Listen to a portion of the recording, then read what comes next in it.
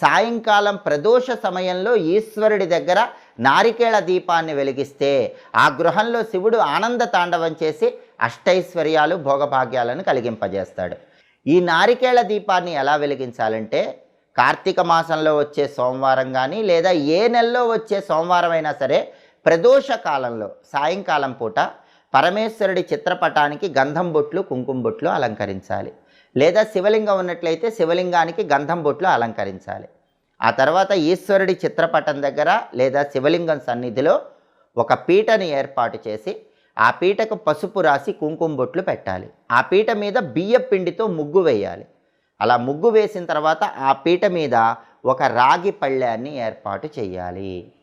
ఆ రాగి పళ్ళెం మీద తడి గంధంతో స్వస్తిక్ గుర్తు వేయాలి. గంధంలో కొద్దిగా గంగాజలం కానీ రోజ్ వాటర్ కానీ మంచినీళ్ళు కానీ కలిపి తడి గంధం తయారు చేసుకుని